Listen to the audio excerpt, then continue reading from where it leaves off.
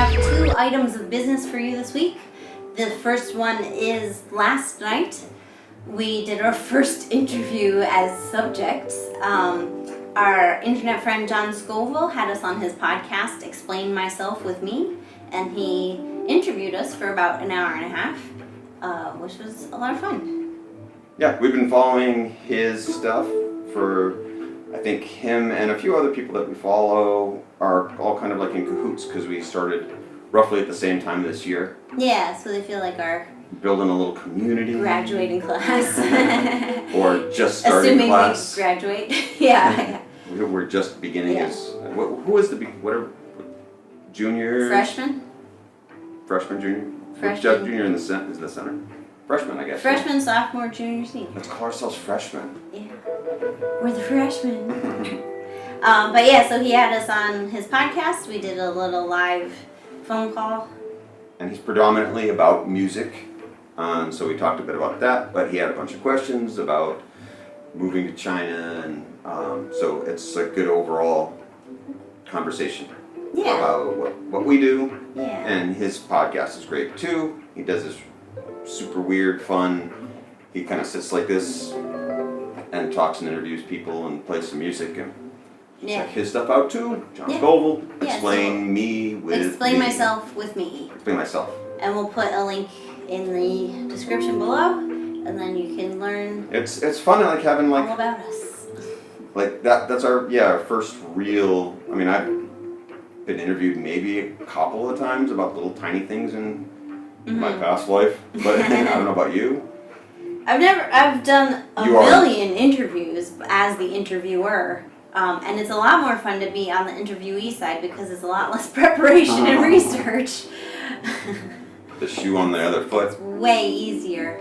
But it was kind of fun, especially that we've talked a lot about, between the two of us, about what we're doing and how we got here and why we were doing it, and so we kind of have our shtick down, but it's fun to like start practicing that because it's really helpful just in our own heads to actually like go over and then try to describe to people what we're doing rather than just like sitting by ourselves going like, we're so awesome. Yeah.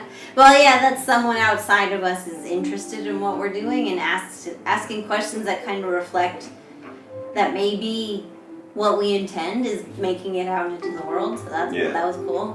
Yeah, and being able to articulate what it is that we're doing and not just be like, I made a thing, it's pretty cool. Yeah. But being able to say like why we're doing it, and just a level of trying to connect to any kind of audience that it's really helpful, I think, to us. Yeah. And hopefully we'll have more in the future. Yeah. Well, and I think the nice thing about being questioned by an outsider is he knows us, our work, and we're commenting buddies.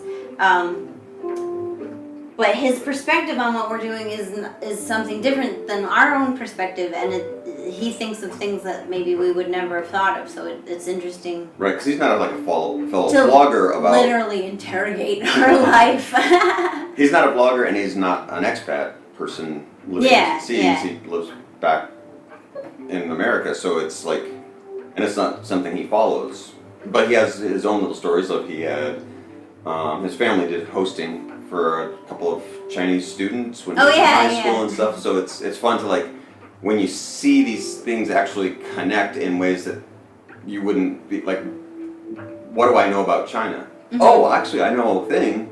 Yeah. To like be able to connect these really disparate stories together is kind of what we're trying to do. So it's in that sense like woohoo, success. Yeah, so that's our question for you this week. What's your connection to China? Yeah, it better not be nasty. You have